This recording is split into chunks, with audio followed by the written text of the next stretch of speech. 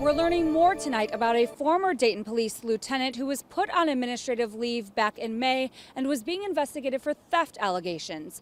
I'm Jenna Lee Bork outside of what used to be Uno Pizzeria and Grill, a location that was the focus of the investigation.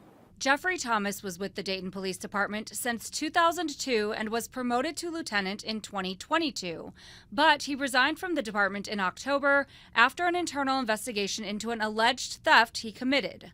We obtained the 19-page Dayton Police investigative report, and it shows it all started back in May during the NATO summit.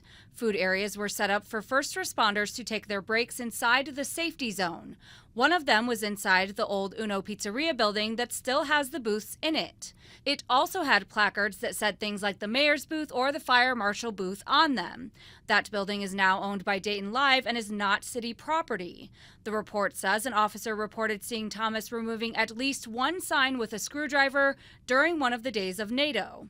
Multiple officers were interviewed, body and dash cam footage were viewed, and the report says video footage showed Thomas with the placards in his hand and a NATO sign that he had allegedly stolen. A couple of days after the alleged incident, 3 signs were returned by someone Thomas knows, and Dayton Live decided not to press charges. The report says Thomas claims he was borrowing them to make replicas, but had been planning to return them. The full investigation took months, with the last entry made in September.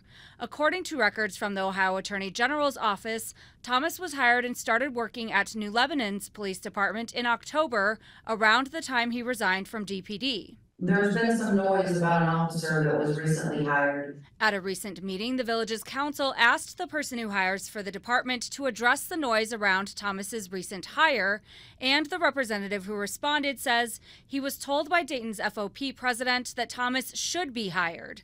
The person who hires for the village commended Thomas's skills and personally vouched for him. I reached out to the village of New Lebanon and was told they'll have more information for me next week. Scan the QR code to go to our homepage, Dayton 24/7 Now, to stay connected to this story.